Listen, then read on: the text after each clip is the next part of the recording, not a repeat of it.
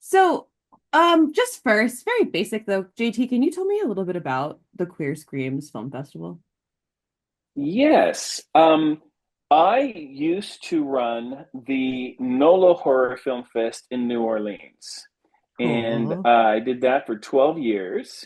And one of the things that I really wanted to try to do in running a horror film festival was to champion LGBTQ filmmakers and stories, as well as, female filmmakers and stories. And so in 2020, when NOLA Horror Film Fest was written up in Movie Maker magazine as one of the top 50 genre film festivals in the world, one of the things they noted in the article was our dedication to LGBTQ horror and female voices. And so Yeah. when I moved up here to Portland, I wanted to start a new film festival because I was tired of traveling to New Orleans every year to do a festival in a city that I didn't live in. It was difficult to run a film Okay, I festival was in a gonna city say that's got to be really difficult. I know people who have done that, and that's just a lot of logistics that seem complicated to just yeah. live not Well, where a festival is happening. I did it the whole time. I mean, it's like I never lived in New Orleans. I lived in Los Angeles when I ran the NOLA Horror Film Fest. Oh, Uh, wow. yeah, and I had a couple of people on the ground in New Orleans that kind of dealt with the day-to-day stuff, basically just the venue, and so much could be done remotely because it's Yeah. dealing with submissions from all over the world and emails to filmmakers and collecting the films that are sent in and doing it. There's a lot that can be done remotely. And then every year I went out to New Orleans for a week Oh, to run the darn. festival. I know. How terrible to How have to terrible. to go to New Orleans once a year.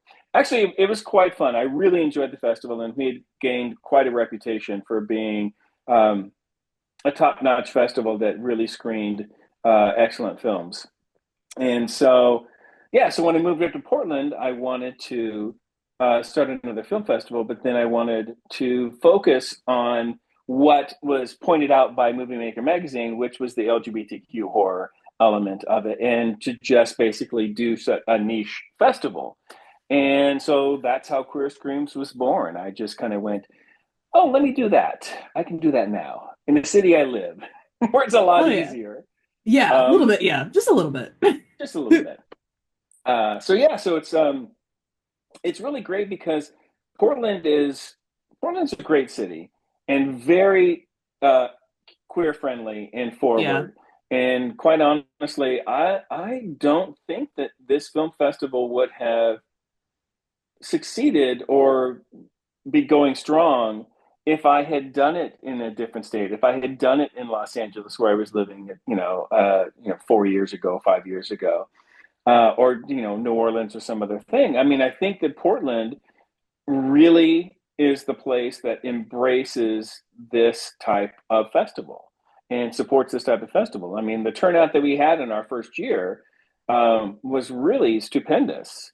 I mean, we Oh, had some cool. sold I out. was curious So, about that, about how, like the yeah, turnout for your when you started, because is this your third edition this year? this is our third year. Okay, cool.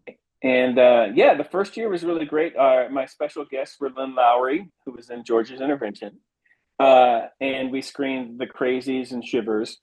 And then That's so our cool. What, so fun. That's awesome. special guest that received a Career Achievement Award was Sam Irving, and he directed Elvira's Haunted Hills. So we screened that, and Cassandra Peterson lives up here in Portland, so she came to the festival and introduced the film in our first year. So I mean, having Elvira in our first year at the film festival was, you know, nice little First year coup. of a queer film festival, Elvira shows up. It's like, all right, like great. I feel the vibes are great, and it's like, and like, I mean, again, that's gotta help audiences be like, oh, this is the coolest. Like, this is the place to be for queer Yeah. horror. Yeah, and then last year we brought in Jeffrey Reddick, who is the creator of the Final Ew. Destination franchise. And so we had him on Friday night and did Final Destination 1 and 2 double feature. And then the Career Achievement Award went to Joshua Grinnell, aka Peaches Christ, out of San Francisco, for all that Peaches and Joshua has done for the queer community and the I horror mean, community. Everything. I love Peaches. And I love Michael Yeah, Varrati, who works with Peaches. Like they're both yeah. just And incredible Michael human came up beings. last year as well because we screened There's a Zombie Outside, Yeah, Michael's oh feature cool. film. And Yeah. Michael and Joshua did the Q&A with Jeffrey on Friday night and talked about, just, Final Destination and also just queer horror in general, in the future of where queer horror is going, where it's been, and all that kind of stuff. So that was really fun. And, that screening sold out. And then we screened Joshua's film, All About Evil, on Sunday night. And Yes. and then, of course, this year, the magnificent Don Mancini. That's so incredible. That's such a cool, like, incredible people every year. But wow, Don Mancini is it's so cool to have him there and screen some of the Chucky films with him in attendance. Like, that's just Yeah, going to be such a cool experience. And he's the coolest person. He's just like so cool and he so kind. he's so very chill and so easy to work with. I mean, yeah, it's I'm very excited for him to come up, and he's very excited to come up. He's looking at the whole weekend as kind of basically like a vacation. He's really Yeah. excited to be there and to come to Portland and to experience Portland. He's going to come up like a couple of days early, so he and his partner can just enjoy That's Portland. So, what has it been like to see queer horror become like kind of it's always been around, we know this, but I guess come more into the spotlight.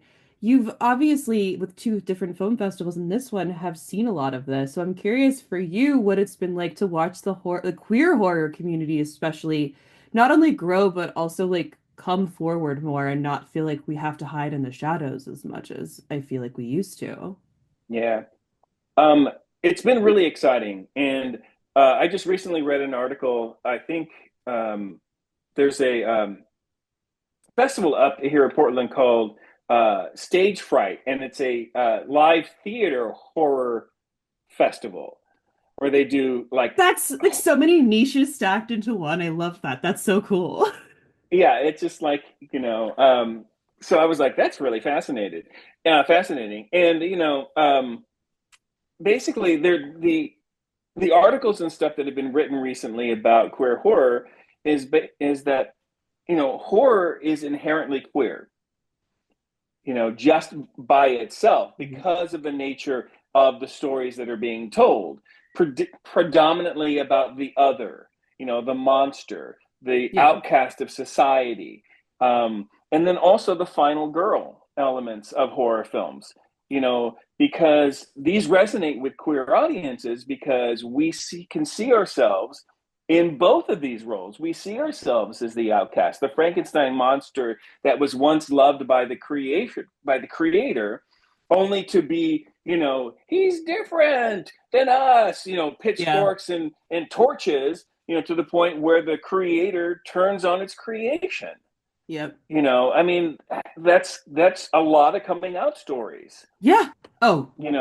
So Yes. we identify with the aspect of the other, and then we identify with the aspect of the final girl. The final girl usually is the outcast of the group. The Yep. popular kids go up to the cabin in the woods. Why does she have to come along? She's not one of She's us. weird. She doesn't have a She's weird. boyfriend. Yeah, so so then she ends up being the final girl, having to fight for her life because that's what we as queer people have to do: fight Yep. for our lives so we can Especially identify, now. Isn't that great? Like, especially unfortunately, now. yeah. So, but yeah, so it's very exciting that the conversation of queer horror has really taken off in the last couple of years, and people are just embracing it, and identifying it for what it is. Yeah, that's amazing. I mean, and you get to program so many incredible films by queer filmmakers and give them a platform because I know that it's hard, like queer. I mean, again, it's a little bit different now, but still, queer horror storytelling is hard to sell. I mean, it's not Yeah. considered mainstream, which is so frustrating because it's not like we're new. But I'm curious if there have been any filmmakers that you've been really excited to discover and watch grow as a programmer, and and your experience that way, seeing the films you program and how those filmmakers and those films expand outside of the festival. Yeah, I mean, it's definitely been exciting. It's exciting when filmmakers from the previous years submit their new work, and we can see the growth in their work and the Uh, excitement to submit again. It's like the filmmakers that came the first 2 years just had amazing experiences, which I put a couple of filmmaker review quotes on the about page on the Queer Screams website. That basically just kind of talk about how yeah. inspired they were to meet other queer filmmakers that tell queer stories, and the Cool. passion and the excitement. Um, so it's very exciting to see these filmmakers like submit new projects, submit new films, and be excited about doing that.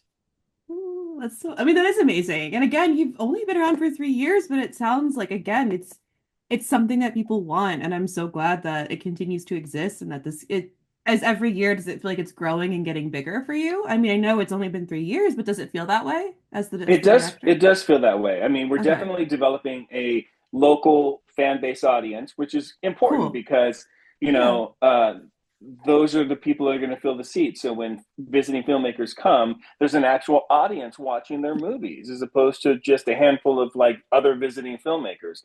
I mean, Yeah. as a filmmaker myself, I've gone to film festivals, particularly like first year film festivals, where it's like it's you and the other one other filmmaker, in your group, and two friends of the festival director are I've like been sitting there. in the audience. Yep. And yeah, it can be challenging, it can be rough, and it can be disheartening a little bit. If you Yeah. spend the time, energy, and money to travel to a film festival only to basically have 10 people watch your Yeah. movie. Yeah. um Oh, but maybe it's the absolutely. right 10 people you Yeah, know exactly. You never know. And that's the best thing about festivals is like I feel like I had a film in the festival circuit, and I feel like it is such a good place to find your like-minded freaks to help spread the word before it comes out. And I feel like Queer Screams is a great place for queer people to find other queer horror and really spread the word and keep beating the drum of queer horror and how important it is. I mean, even if it's not the film itself about queer people, just having queer people behind the camera or in front of the camera. I mean, it's just we need it, like we said, especially now in this troubling time, yeah. to say the least. And that's the Um, thing about the festival too. It's like the films. It doesn't have to be both. yeah, In the sense that a film that has a queer storyline, queer themes, or queer characters doesn't have to be made by a queer filmmaker. It can be made by a straight ally. You yeah, know, and likewise, a queer filmmaker can make a film that basically doesn't have any queer characters or queer themes in it. yeah, But they themselves are queer and identify and are part of the community. yeah, So I mean, yeah, usually it's both. Usually it's yeah. Usually, you but know it's I like that flexibility. Like yeah, you're trying to make it focus, but also open for everyone. And it's always hard to do that, but at the same time, it sounds like there's a good mixture here, and like you're yeah. walking that line pretty well as a program. Well, as a programmer, you haven't announced your lineup, correct? You've only announced Don Mancini's attendance. Can you tease anything, or do you want to talk about anything that would be coming up? I can't really tease anything, Okay, unfortunately, because cool, we're still accepting submissions through May 15th. cool, So, perfect. yeah, that's why I've got a couple of things. That's why I wanted, some certain press releases to come out early so that it could get some more word out to Yeah, filmmakers. absolutely. And it's helped. I mean, literally with Dread Central running that press release, and Fangoria running a press release. We got a couple submissions where they list where they heard about the film festival, and they heard about it from Dread Oh, that's Central, and heard about it amazing. from Fangoria. I love So that. Oh, cool. yeah, so Awesome. it's exciting to get those submissions. But yeah, we're still accepting submissions until the 15th, and so I don't want to Cool. say, but there Fair. are obviously some favorites, and yeah, I think we're going to have a really exciting lineup this year. In addition to, of course, the three Chucky films that we're screening. Oh my God. That's going to be so Yeah, much fun. So we're screening Bride of Chucky and Seated Chucky on Friday night with the Don Mancini, like interview and Q&A between, and then Sunday night's going to be the original Child's Play, Oh my and God.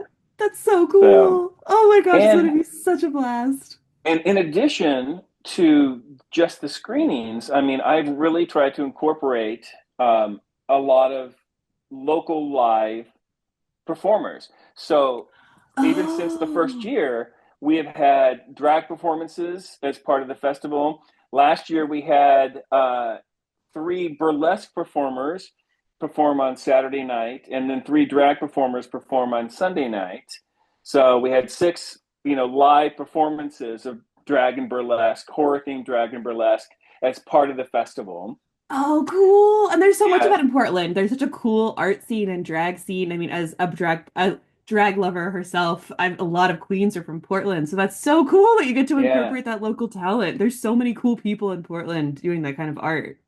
Yeah, so we're gonna continue that again this year. We're gonna do burlesque and drag, Oh my God. um, Yes. and this is not 100% confirmed. This is like 98% confirmed.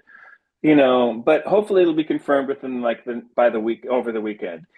But legendary drag queen Jackie Beat is going to be probably coming up and performing at the festival.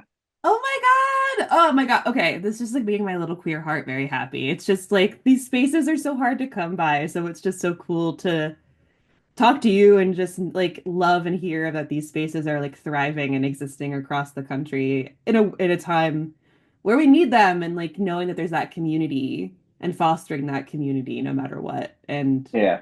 it's just it's heartwarming for me and it must feel so gratifying for you as the organizer to just like be able to create this space even for just a weekend. Just it's still so crucial for everybody. Yeah. It's And awesome. it's been very encouraging, just the support. I mean, I, Yeah. the support has been overwhelming. I mean, when I approached the Clinton Street Theater about hosting, being the venue, I mean, I've done festivals a lot of I've worked with a lot of festivals, and I ran one Yeah. for 12 years in New Orleans, and every festival that I've ever worked at and or run, when we rent a venue space, we pay for the venue. But the Yeah. Clinton Street Theater was like, come on in. I mean, literally, the first year I didn't have to pay for the venue. And then last year, the Clinton Street Theater and the festivals split the ticket sales. So not only did I not have to pay to for the venue, the festival made a little bit of money to go back into the coffer to help with And stuff that's like on community right there. That is what I'm talking. it It's is. so It's and that's it. cool. Com, community embrace has been really outstanding, and the Clinton Street has been a phenomenal partner in this whole thing. I mean, just they are nothing but encouraging and excited about the whole the festival, and we've been doing bi-monthly screenings with them this past year. Sponsored by Queer Screams. We did a Oh, sold out screening cool. of Phantom of the Paradise in January. Hell yeah. In Hell March, yeah. we brought up my friend Kelly Maroney from Chopping Mall and Night of the Comet, and we had a double feature of Chopping Mall, Night of the Comet Oh at the my Clinton Street God. Theater That's with so Kelly there. cool. If you live in And Portland, please be looking out for these, not just the festival, but for these screenings. I mean, support queer, please. And even if yes, it's not a queer movie, support this festival. It's like, wow, that's so cool. yeah, our next screening is May 20th. We're doing The Velvet Vampire as part of the Roger Corman Fest that they're having at the Clinton Street. And I have two Ooh. drag performers performing at that. Prince Peanut Butter and Exoskeleton will be performing as part of that particular screening. In July, we're screening a film called Splinter from 2009. Oh my God, Stop Splinter is one of my favorite horror movies. It's so good. It's such a good Yeah, creature feature. it's a great creature feature, and the director of the film lives here in Portland and will be at the screening for a Q&A. Wait, that's so cool. I'm flying to Portland for that. That's going to be in July. I think it's Yep. July 8th or something like that. It's a Tuesday night. So Um, cool. Oh, so we're this is doing that. amazing. Yeah. So we get some great screenings, trying to if we even if we don't have like a special guest, we're definitely, bringing in local drag and burlesque talent to add to the experience. That is incredible. So this has been such a great conversation. I'm so excited to hear what you're programming this year, and I want to come to this festival. But when is it running? Can you tell everyone when the festival proper will be running? Yes, the festival proper is the first weekend in August, so it's August 1st through the 3rd. Perfect. August 1st, the Friday night, is going to be the Chucky double feature with Bride of Chucky and Seated Chucky with Don Mancini in Oh, person, so doing a cool. Q&A between the two films. Saturday is going to be all new horror, science fiction, fantasy genre films from queer filmmakers. Starting at 12 noon, we'll have shorts blocks, feature blocks, then How leading many into the screens? Do you have evening, one screen or two screens? one screen.